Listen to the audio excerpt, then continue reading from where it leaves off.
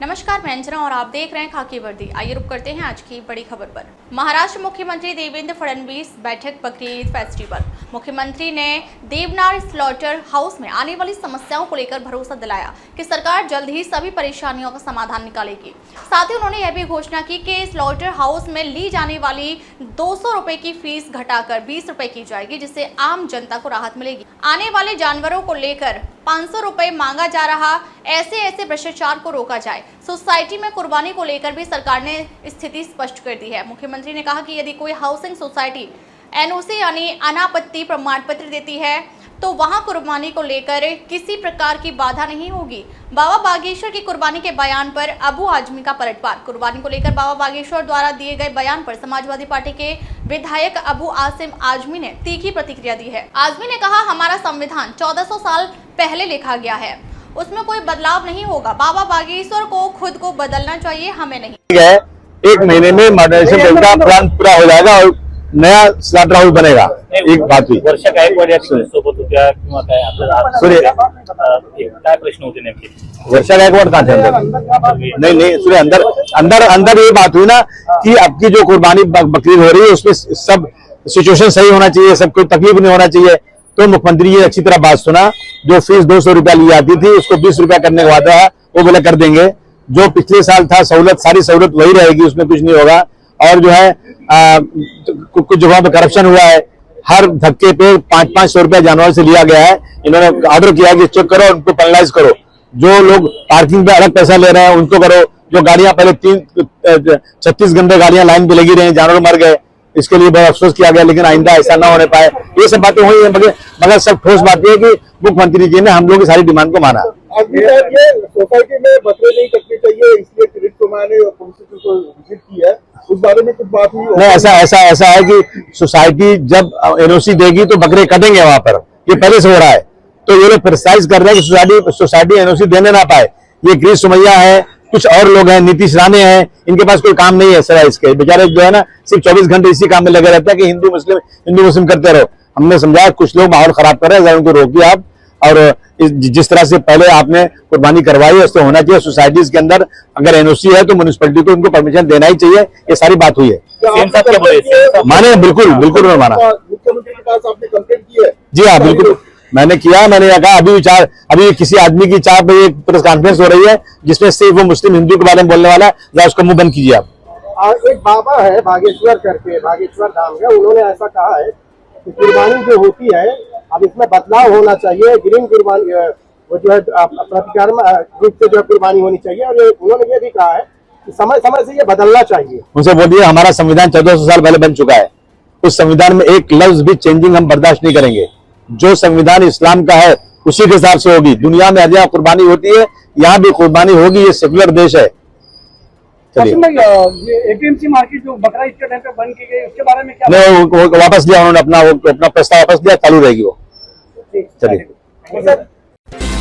नवी मुंबई में फर्जी income tax अधिकारी बनकर डिजिटल अरेस्ट के नाम पर महिला से 1.81 करोड़ की ठगी। क्राइम ब्रांच की कार्रवाई में गिरोह का भंडाफोड़। नवी मुंबई क्राइम ब्रांच ने एक बड़ी साइबर फ्रॉड का भंडाफोड़ किया है, जिसमें खुद को इनकम टैक्स अधिकारी बताकर एक महिला प्रोफेसर को 1,81,72,667 रुपए की चपत लग गई। इस मामले में 3 आरोपियों को गिरफ्तार किया गया है और अदालत में उन्हें 30 मई तक पुलिस हिरासत में भेज दिया है। पीड़ित महिला नवी मुंबई के एक प्रतिष्ठित शिक्षण संस्थान में प्रोफेसर के पद पर कार्यरत है। उन्हें एक अज्ञात व्यक्ति का फोन आया जिसमें बताया गया कि दिल्ली में आपके खिलाफ टैक्स चोरी की शिकायत दर्ज हुई है और आप पर 8,62,000 रुपए का टैक्स बकाया है। इसके बाद महिला को व्हाट्सएप के जरिए सीबीआई, ईडी और सुप्रीम कोर्ट के फर्जी दस्तावेज भेजे गए। आरोपियों ने यह भी कहा कि अमित चौधरी केस में आपका क्रेडिट कार्ड मिला है और आप पर कड़ी कार्रवाई होने वाली है। महिला को डराने के लिए कहा गया कि उन्हें डिजिटल अरेस्ट कर लिया गया है। इसके बाद महिला को बताया गया कि उसकी पूरी संपत्ति की जांच की जाएगी और अगर सब कुछ सही पाया गया तो पैसे वापस किए जाएंगे। डर के मारे महिला ने अपने शेयर मार्केट और अन्य निवेशों की पूरी जानकारी और बैंक खातों के विवरण आरोपियों को दे दिए। आरोपियों ने महिला से कुल 1.81 करोड़ रुपए 6 अलग अलग बैंक खातों में ट्रांसफर करवाए। कुछ दिन बाद जब महिला को ठगी का एहसास हुआ तो उसने नवी मुंबई क्राइम ब्रांच में शिकायत दर्ज कराई। शिकायत के आधार पर क्राइम ब्रांच ने त्वरित जांच करते हुए 3 आरोपियों को गिरफ्तार किया। ये आरोपी लोगों को डिजिटल अरेस्ट की धमकी देकर खुद को फर्जी सरकारी अधिकारी बताकर करोड़ों की ठगी कर रहे थे। नवी मुंबई पुलिस ने इस गिरोह का पर्दाफाश करते हुए नागरिकों से अपील की है कि वे ऐसे कॉल और मैसेज से सावधान रहें।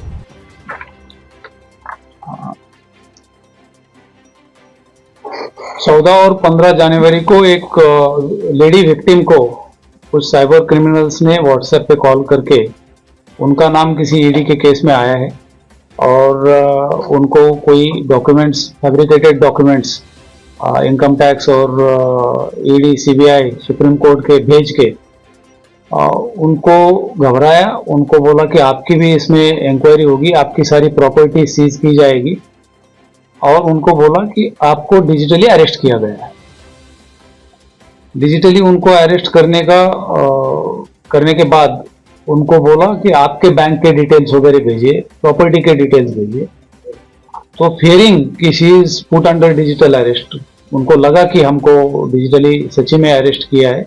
उन्होंने सारे अपने डॉक्यूमेंट्स वगैरह उनको भेजे और फिर जो उन्होंने मांगी वो रकम वो ट्रांसफर करती गई अपने बैंक अकाउंट से। ऐसा लगभग 1,81,00,000 रुपया उन्होंने ट्रांसफर करने के बाद फिर वो पुलिस के पास आई। हमारे पास आने के तुरंत बाद 1 महीने के बाद वो आई। आने के बाद साइबर पुलिस स्टेशन में केस रजिस्टर किया। विक्टिम एक लेडी थी, इतनी बड़ी रकम साइबर क्रिमिनल्स ने लूटी थी, इसलिए हमारे CP Shri Milind Bharambe, additional CP Shri Deepak Sakore, DCP crime Shri Amit Kale, इन्होंने सेंट्रल यूनिट के हमारे सीनियर पीआई सुनील शिंदे और उनके स्टाफ, ऑफिसर्स और स्टाफ को इसमें डिटेक्शन के लिए बोला।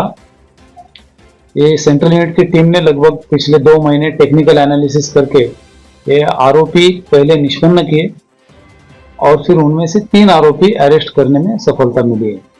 अरेस्टेड एक्यूज्ड के पास से लगभग 11 लाख के ऊपर रकम हस्तगत की है, जो विक्टिम को वापस लौटाई गई है। उनके पास से इस क्राइम के लिए जो यूज किए गए वो लैपटॉप, अलग अलग 18 मोबाइल फोन, अलग अलग बैंक्स के cheque books, debit cards, passbooks, SIM cards और बोगस डॉक्यूमेंट्स के लिए जो रबर स्टैंप लगते हैं, वो स्टैंप्स, ऐसा सारा मुद्देमाल जब्त किया है। आरोपियों के खिलाफ इसके पहले पुराने भी केसेस है। इस बार भी उनके पास से अपार्ट फ्रॉम ये केस छोड़ के और एक थाना साइबर पुलिस स्टेशन का केस डिटेक्ट हुआ है और उन्होंने जो अकाउंट्स ऑपरेट किए, जो ओपन किए, उसमें एनसीसीआरपी पोर्टल पे जो 73 केसेस रिपोर्ट की गई है, उसमें से पैसा उन अकाउंट्स में गया है, ऐसा हमने अभी तक की जांच में पाया है। इनके अकाउंट्स अलग अलग स्टेट्स में हैं, जिसमें मिजोरम, झारखंड, जम्मू कश्मीर, वेस्ट बंगाल इत्यादि शामिल है।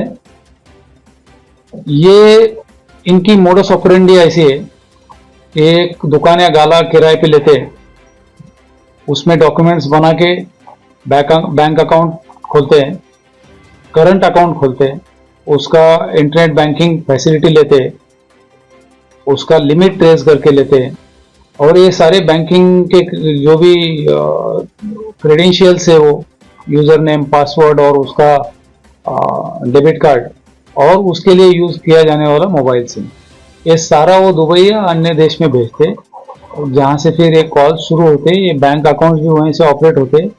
हालांकि बैंक्स इंडिया में है, लेकिन अकाउंट्स जो ऑपरेट होते वो बाहर से किए जाते और ये पैसे इमीडिएटली अलग अलग बैंक्स में ट्रांसफर किए जाते हैं, जो इनके अकाउंट्स होते हैं। एनसीसीआरपी पोर्टल में जब केस रजिस्टर होती है तो 4th लेयर तक ऑटोमेटिकली लीन हो जाती है अमाउंट, लेकिन इस केस में हमने पाया है कि ये 17 लेयर्स तक उन्होंने अकाउंट्स यूज किए हैं। ये सारे क्रिमिनल्स के खिलाफ पुराने केसेस होने की वजह से और बीएनएस में नया प्रावधान जो अपना मौका का था, ऑर्गेनाइज्ड क्राइम का, संगठित गुनहगारी का, वो अभी शामिल किया गया है। इसलिए नए बीएनएस से, नए कानून के तहत बीएनएस 111 ये संगठित गुनहगारों की टोली के ऊपर लगाया गया है। इसमें अभी कुछ इन्वेस्टिगेशन बाकी है, इसलिए फर्दर डिटेल्स हम डिस्क्लोज नहीं करना चाहते। महाराष्ट्र के पुणे में तेज रफ्तार का कहर, नशे की हालत में कार चालक ने लगभग 12 लोगों को मारी टक्कर, लगभग 4 से 5 लोग गंभीर रूप से घायल, कई जगहों पर हुआ फ्रैक्चर, मुख्य आरोपी गिरफ्तार। महाराष्ट्र के पुणे स्थित सदाशिव पेठ इलाके में 31 मई की शाम नशे की हालत में कार चालक ने चाय की टपरी के पास खड़े एमपीएससी के कुछ विद्यार्थियों को टक्कर मार दी, जिसमें लगभग 12 लोगों के घायल होने की खबर सामने आ रही है और कुछ को गंभीर चोटें आई हैं। सदाशिव पेठ में भावे हाई स्कूल के पास यह घटना शनिवार यानी 31 तारीख को शाम करीब 5:45 पर हुई। यह पता चला है कि सभी घायल एमपीएससी की तैयारी कर रहे थे। इनमें से 4 को फ्रैक्चर के कारण संछेदी अस्पताल में भर्ती कराया गया है, जबकि शेष घायलों को पास के योगेश अस्पताल में भर्ती कराया गया है। ड्राइवर जयराम शिवाजी मुले उम्र 27 वर्षीय निवासी बेवाड़ी को विश्राम बाग पुलिस ने हिरासत में ले लिया है और बताया जा रहा है कि वह नशे में था। घायल छात्र चाय पीने के लिए एक चाय की दुकान पर एकत्र हुए थे। चालक ने कार पर से नियंत्रण खो दिया और कार ने 12 लोगों को टक्कर मार दी। साधारण 5:30 पावणे 6ची घटना आहे। भावे शाळेच्या जवळ नारायण साई टी शॉपच्या बाहेर उभ्या असलेल्या एमपीएससीचे काही विद्यार्थी तसंच इतरही काही त्या ठिकाणी जे लोक होते यांच्यावरती अचानकपणे प्राथमिक माहिती जी प्राप्त आहे त्याच्यामध्ये दारूच्या अंमलाखाली चालक आणि त्याच्यासोबतचा जो साथीदार आहे ही गाडीमध्ये असताना ही ऑरा नावाची जी गाडी आहे ह्युंदाईची, ही गाडी ॲक्सेलरेटरचा ताबा गेल्याने या लोकांवरती जाऊन डॅश झालेली आहे आणि त्याच्यामध्ये जवळपास 12 लोक हे इंजर झालेले आहेत। या 12 लोकांमध्ये काही जणांना गंभीर इंजरी आहेत, फ्रॅक्चर झालेले आहेत काही, तसंच काही लोकांना थोडी कमी अशा प्रकारची गंभीर इंजरी आहे। याच्यातला जो चालक आहे जयराम मुळे, वय वर्ष 27, बिबवाडीचा राहणारा आणि त्याचबरोबर या गाडीचा मालक दिगंबर यादव आणि को पॅसेंजर गाडीमध्ये जो बसला होता तो राहुल गोसावी, असे हे तिघही आपल्या ताब्यात आहेत। यांच्यावरती कठोरात कठोर कारवाई करण्याची तरतूद आणि प्रक्रिया ही पोलीस स्टेशन या ठिकाणी चालू आहे। यांची मेडिकलची प्रक्रिया ही दवाखान्यामध्ये चालू आहे, एमएलसी आणि त्याचबरोबर ड्रंक अँड ड्राईव्ह रिलेटेड सगळी प्रक्रिया ही देखील चालू आहे। पोलीस प्रशासन विश्रामबाग पोलीस स्टेशन या ठिकाणी हा गुन्हा दाखल होतोय। पोलीस प्रशासन तत्परतेने कठोरात कठोर कारवाई यांच्यावरती करून घेत आहे। धन्यवाद। अब तक के लिए बस इतना ही, फिर मिलते हैं एक ऐसी ही बड़ी खबर के साथ। तब तक नमस्कार और देखते रहिए खाकी वर्दी।